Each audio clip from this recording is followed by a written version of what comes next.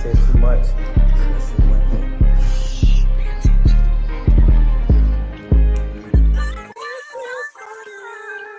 Hey, Hey, hello. hey, I'm just vibing to your song. Thank you. How are you? I'm amazing. How you doing? I'm doing wonderful today. It's a blessing to have you on here. No, thank you for having me. Thank you, thank you. So let's get into it. Let's talk about your new single, girl. Yes, my new baby. Kisses. No, Kisses is it's exactly what you was just doing. It's one of them. It's just like a vibe, right? Like you pledge, you want to dance with somebody, you want to have a little drink, you want to feel good. It's sexy. It's very straightforward. It's all of those things. So it's my new baby, and it's featuring Davido, who I'm just a huge, he's like. Oh, he just brought such good energy. He brought all of the Afro beat energies, and it was amazing. So that's my baby. I love it. So how was this song came about? Like, what was the process of making this new hit? Man, you know what? I have to give credit where credit is due. It was produced by Bongo, by the way. So, and Bongo's amazing. And it was written by this writer named One in the Forest, like, who's also an amazing, like, writer, artist, songwriter. And Forrest, he knew that, like, I love Sade. We both love Sade. And if you're a fan of Sade, you can hear a little bit of Sweetest Taboo in there. So it just came back by so organically. And then when we brought on Davido, we also brought in Jazzy, who she wrote Old Town Road, so she's an amazing creative as well. And just energy in the studio was just vibrant. And I don't know. I wish I could bottle it up and like just ship it out with the song. It just felt like we was in Africa. Like it was vibey. Yeah. I love the vibe of the song. It's amazing. Like, you have an incredible story. I've been following you for a while, and I also know your cousin B Streeter. That's my boy. He be down here with me, so hanging out with him. So yeah. Anyway, but I rock with your family, and I rock with you. Yes. That's when you was 9 years old.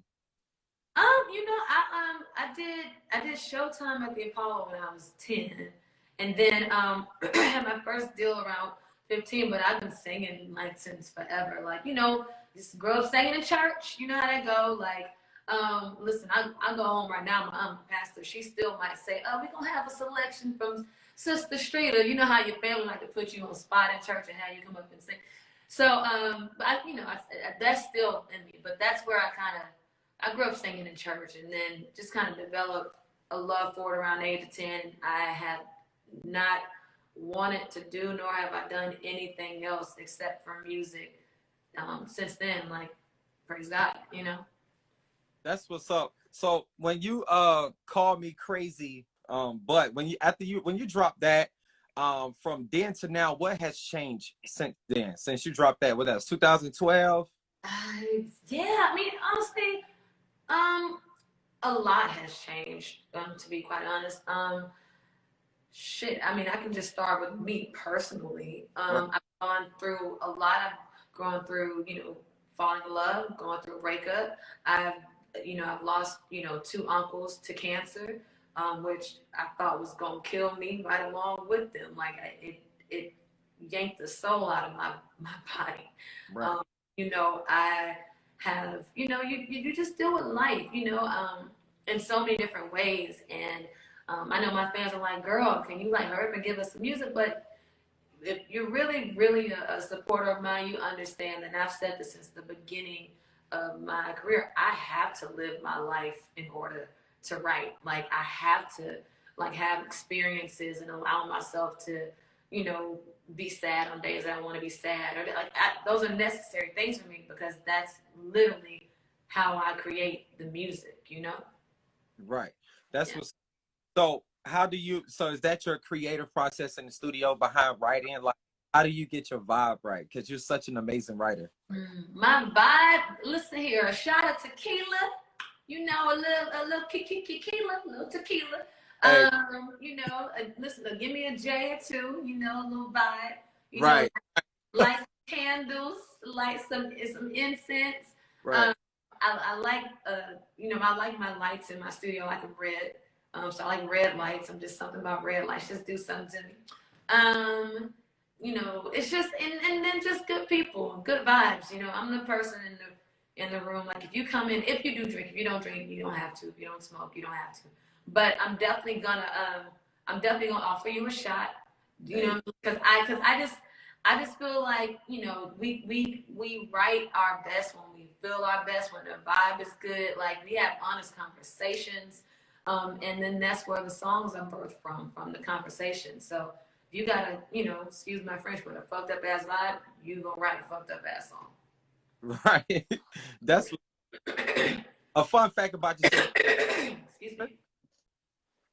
Are you a Cancer? Zodiac? Yeah. You can't tell? I'm a Cancer too. That's why I'm maxing.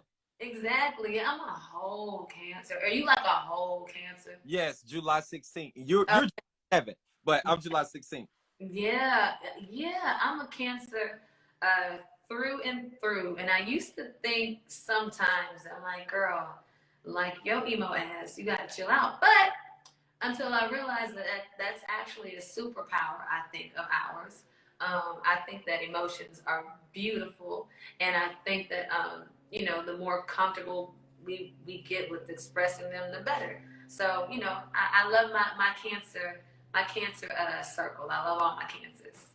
Yeah, me too. That's what's up. And what can we expect from you after this quarantine when everything really opens back up? Because I know it's crazy out here right now, but what can we expect from the amazing set? Oh, you so I owe you some money. Thank you. What can you expect? Just man, you know, I will say this. It was important with this project to keep in mind the things that I know my fans, I call them my tribe. My tribe has expressed to me things that they like throughout the year. So that was important for me to keep that foundation. So I know that they love, you know,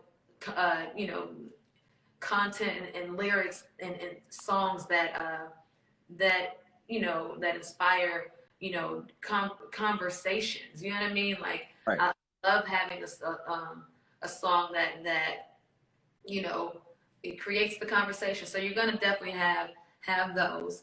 I know that they love, you know, harmonies and pretty melodies and you know, stacked backgrounds and I definitely made sure to still remain and give them that. I know that they love, you know, cool ass ad libs and like riffs. So I try to keep that in mind, give them that. But I also wanted to be fair to myself as a creative and trying new things. You know what I mean?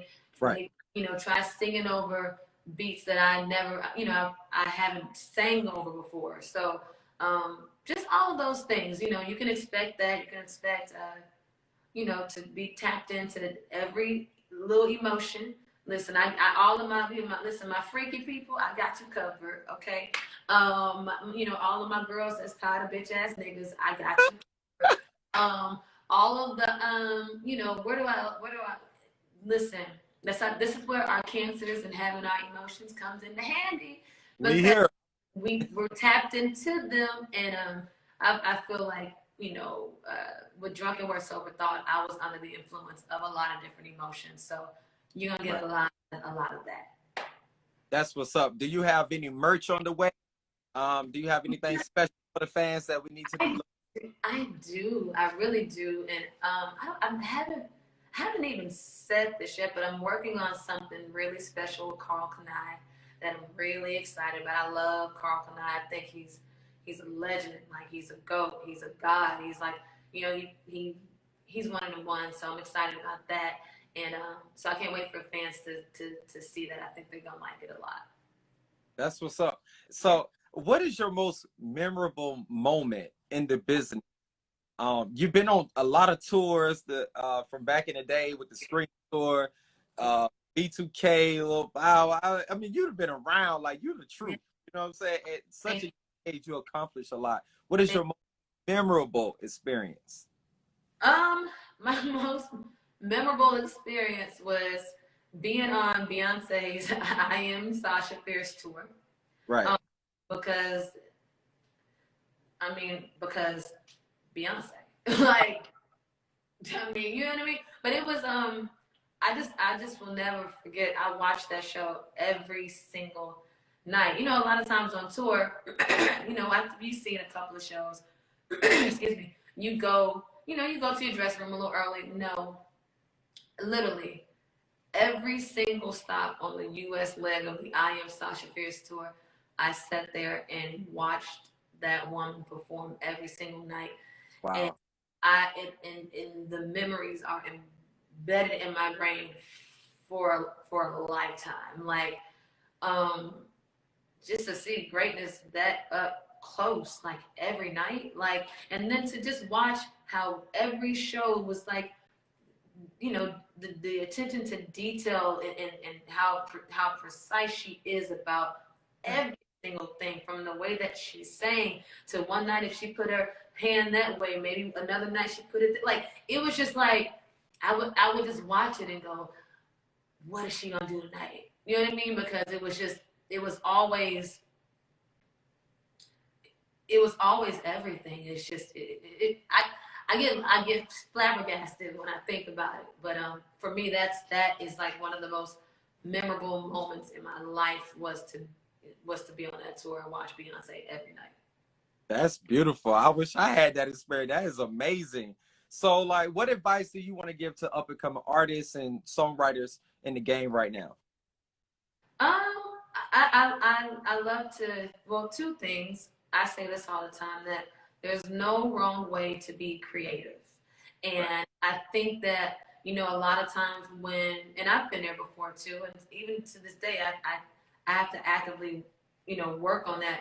But I think that as creatives, sometimes when we're in that space, we can kind of second guess ourselves a little bit and go, well, maybe they're not gonna like that, or maybe if I write this line, that who gives a fuck? There's no wrong way to be creative.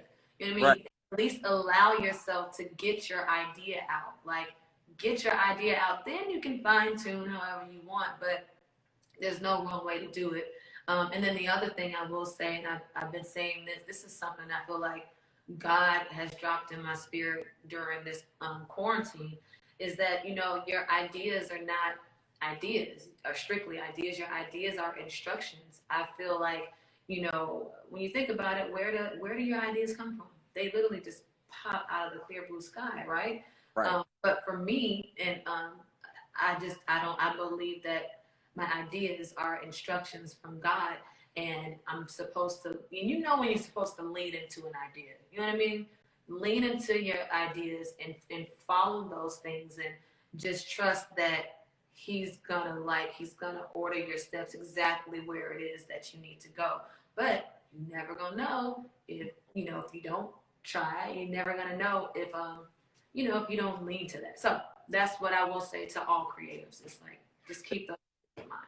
What's up? And before we wrap up this interview, I want you to introduce you one more time before we wrap it up. I know you got places to be, so we'll wrap it up. So introduce that new single. Thank you. What up, you guys? It's your girl, Sevyn Streeter, and this is my new baby, Kisses, featuring Davido. Man, get into it, fall in love with it, and go crazy to it. Yeah, have a little drink and dance a little sexy on somebody for me, okay?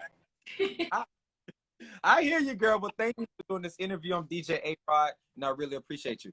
Thank you so much, man. I appreciate you, too. All right. Bye. Bye.